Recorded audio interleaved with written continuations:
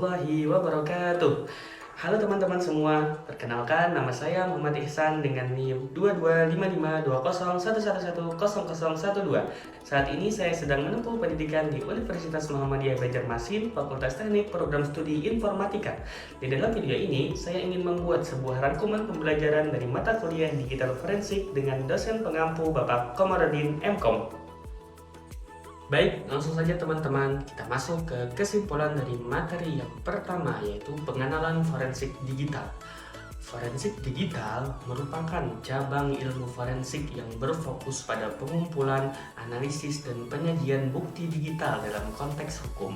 Bidang ini mencakup pemulihan dan investigasi materi yang ditemukan dalam perangkat digital, seringkali dalam kaitannya dengan kejahatan komputer. Forensik digital memainkan peran penting dalam era modern, di mana sebagian besar informasi disimpan dalam bentuk digital dan kejahatan cyber semakin meningkat. Proses forensik digital umumnya melibatkan beberapa tahap kunci, dimulai dengan pengumpulan bukti digital dari berbagai sumber seperti komputer, ponsel, ataupun perangkat penyimpanan lainnya.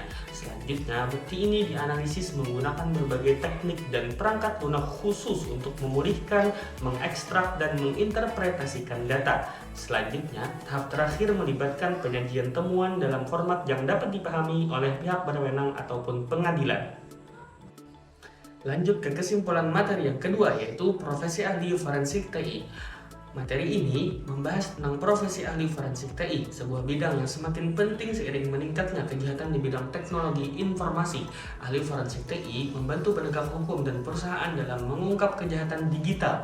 Berbeda dengan seorang programmer, ahli forensik TI fokus pada penyelesaian kejahatan komputer dan penggunaan bukti digital dalam berbagai kasus hukum.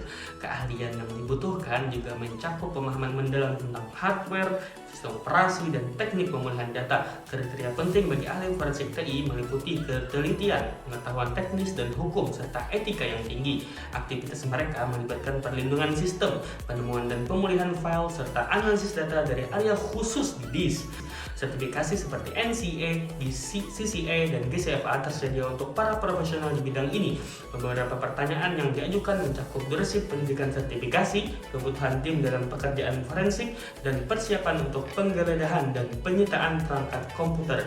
Profesi ini diprediksi akan semakin dibutuhkan di masa depan, memerlukan keahlian khusus, pengalaman, dan dedikasi tinggi. Ahli forensik TI harus terus mengikuti perkembangan teknologi dan hukum untuk tetap relevan dalam bidang yang dinamis ini. Kita lanjut ke kesimpulan materi yang ketiga, yaitu Undang-Undang ITE. Materi presentasi ini membahas tentang Undang-Undang Informasi dan Transaksi Elektronik atau UU ITE di Indonesia. Dimulai dengan definisi informasi dan transaksi elektronik, presentasi berlanjut ke arah landasan hukum dan sejarah UU ITE. Aspek hak asasi manusia dalam ruang lingkup digital juga dibahas, menekankan keseimbangan antara kebebasan berekspresi dan perlindungan terhadap penyalahgunaan. Analisis ketentuan ITE mencakup perlindungan hukum atas informasi dan transaksi elektronik, serta membahas pasal-pasal kontroversial yang dianggap multitafsir. Efektivitas undang-undang dalam menanggulangi kejahatan siber juga dipertanyakan, mengingat lambatnya proses penegakan hukum dan potensi kriminalisasi terhadap kebebasan berekspresi.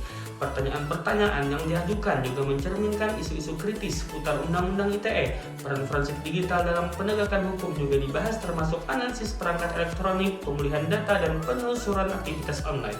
Dilema antara perlindungan dan pembatasan kebebasan berekspresi oleh Undang-Undang ITE juga diangkat, menunjukkan kompleksitas dalam menyeimbangkan keamanan digital dan hak asasi. Secara keseluruhan, Undang-Undang ITE memegang peran penting dalam mengatur ruang digital di Indonesia, namun juga menimbulkan perdebatan terkait batasan-batasan terhadap kebebasan berekspresi. Evaluasi dan revisi terus diperlukan untuk memastikan keadilan dan efektivitas dalam penegakan hukum di era digital ini. Lanjut ke kesimpulan materi yang keempat, yaitu komputer forensik dalam hukum Indonesia. Materi ini membahas tentang integrasi antara hukum dan teknologi informasi untuk menyelesaikan kasus-kasus kejahatan di dunia maya. Hukum forensik TI melibatkan aturan-aturan yang mengatur perilaku masyarakat, ditetapkan oleh pihak berwenang dan mengandung sanksi tegas. Berbagai kategori hukum seperti hukum private dan publik serta hukum material dan formal menjadi landasan untuk penegakan hukum di dunia maya. Kebijakan penanggulangan kejahatan cyber itu meliputi materi dari tindak pidana dan proses kriminalisasi. Pertanyaan-pertanyaan yang diajukan juga mencakup pentingnya pendekatan holistik dalam penegakan hukum di dunia maya, yang memerlukan perspektif menyeluruh karena kompleksitas dan keragaman masalah digital. Selain itu, perbedaan antara penegakan hukum di dunia nyata dan maya terletak pada aspek wilayah hukum, bukti, dan kerjasama internasional. Jika pelaku cybercrime tertangkap, mereka dapat dikenai hukuman penjara, denda, dan sanksi tambahan seperti larangan penggunaan teknologi. Secara keseluruhan, pendekatan holistik penting dalam penegakan hukum dunia maya karena memungkinkan pemahaman dan penanganan yang lebih komprehensif terhadap tantangan digital yang terus berkembang. Lanjut ke kesimpulan materi yang kelima, yaitu standar metodologi komputer forensik. Materi mengenai standar metodologi komputer forensik menurut David Murrow menekankan pentingnya mengikuti standar untuk keberhasilan dan efektivitas investigasi digital. Standar ini meliputi 5 faktor utama, yaitu identifikasi subjek, perbaikan komputer, pengungkapan jalur komunikasi, permintaan investigasi, dan yang terakhir ada pengumpulan bukti digital. Seiring berkembangnya teknologi, berbagai organisasi seperti ACPO dan IOCA telah mengembangkan pedoman dan standar untuk memastikan integritas dan efektivitas investigasi. Panduan keprofesian menekankan pentingnya penggunaan media yang steril, penggunaan salinan bit dari media asli, dan pemeliharaan integritas media selama investigasi. Terkait dengan pertanyaan, standar forensik mengacu pada 5 faktor kunci yang mencakup identifikasi subjek, perbaikan komputer, pengungkapan jalur komunikasi, permintaan investigasi, dan pengumpulan bukti digital. SWGDE fokus pada forensic digital evidence, sementara IOCA mengutamakan pertukaran informasi internasional tentang investigasi kejahatan komputer.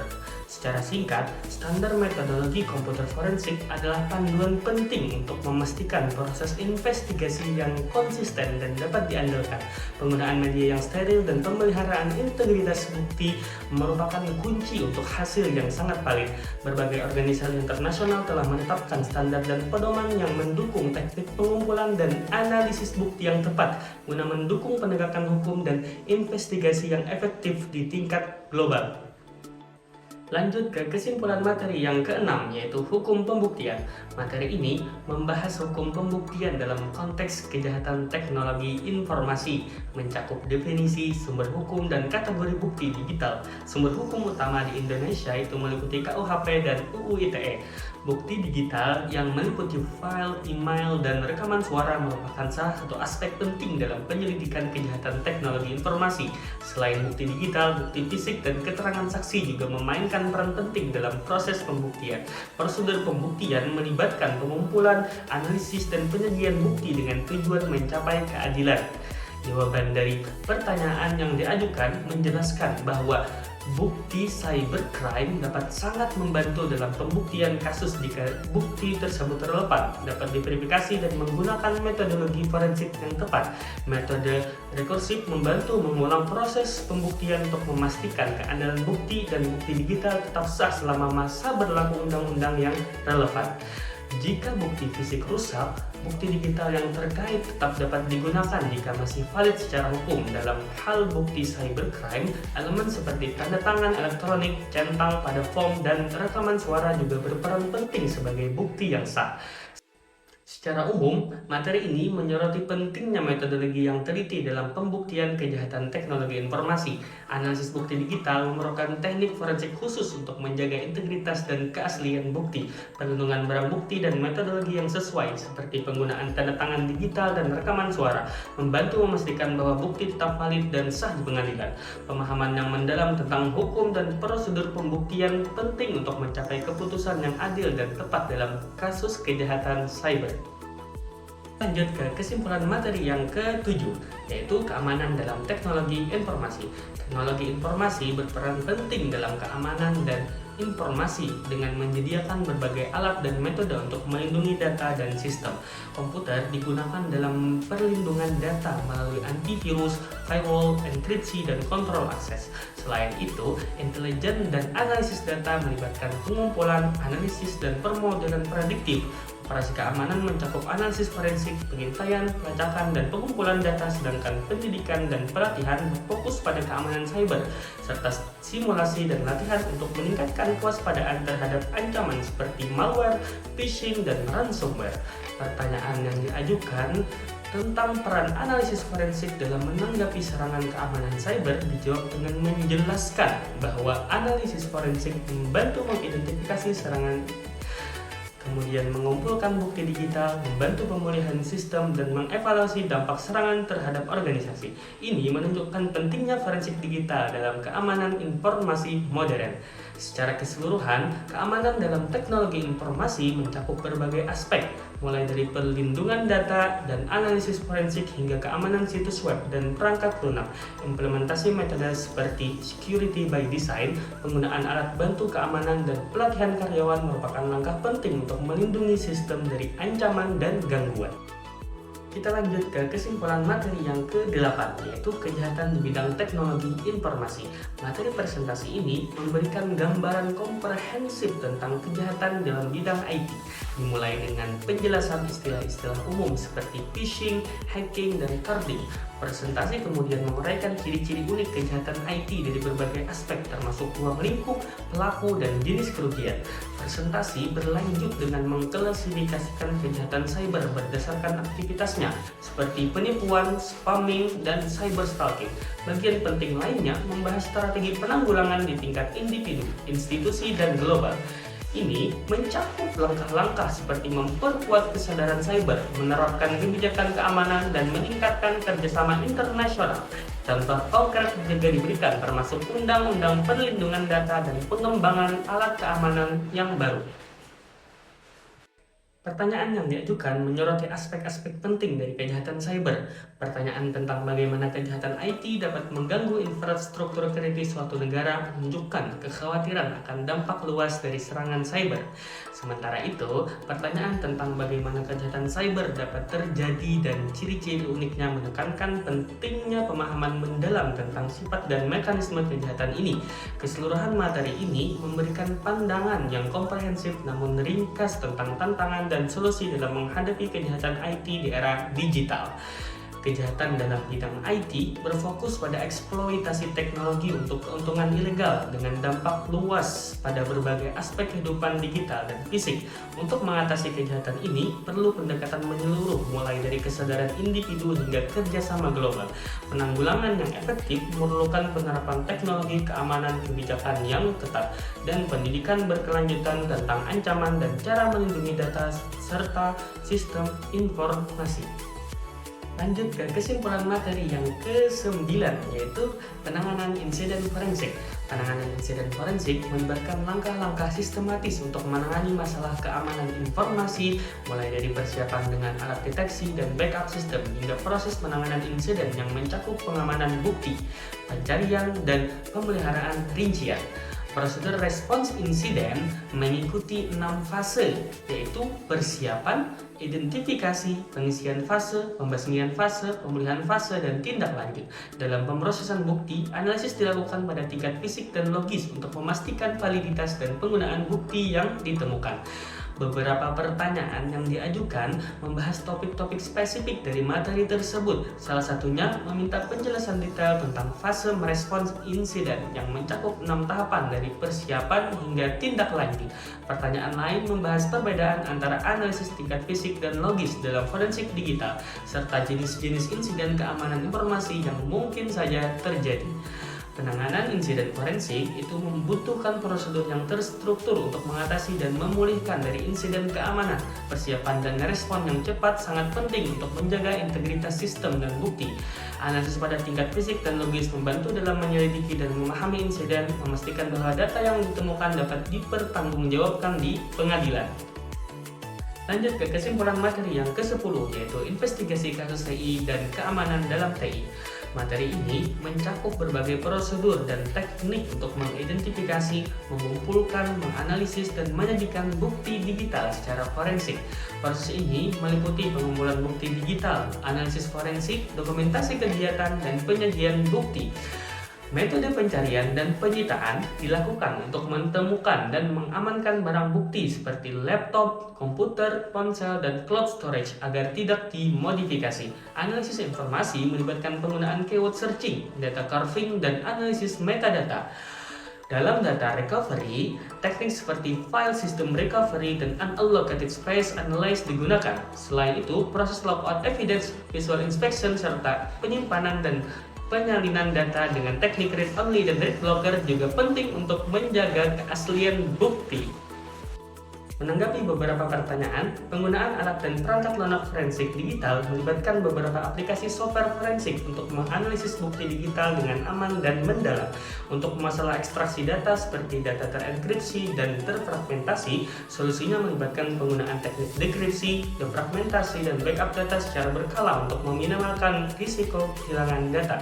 Read-only dan read blocker mencegah modifikasi data selama investigasi, memastikan keaslian bukti tetap terjaga. Kemudian mengenai keamanan wifi publik, VPN dianggap sebagai solusi karena dapat mengenkripsi lalu lintas internet meskipun ada beberapa kekurangan. Namun, VPN lebih aman dibandingkan tidak menggunakan perlindungan sama sekali. Secara keseluruhan, penting untuk memahami bahwa keamanan dalam TI adalah tentang menjaga kerahasiaan, integritas, dan ketersediaan informasi. Keamanan pengguna melibatkan penggunaan kata sandi yang kuat, waspada terhadap phishing, dan pelaporan insiden keamanan. Di ruang publik, penggunaan VPN membantu melindungi data dari ancaman. Untuk keamanan website dan software, penerapan autentikasi, otorisasi, validasi input, dan enkripsi kuat sangat diperlukan. Hal ini memastikan bahwa gangguan dan ancaman terhadap keamanan dapat diminimalkan dengan baik. Lanjut ke kesimpulan materi yang ke-11, yaitu perangkat teknologi forensik.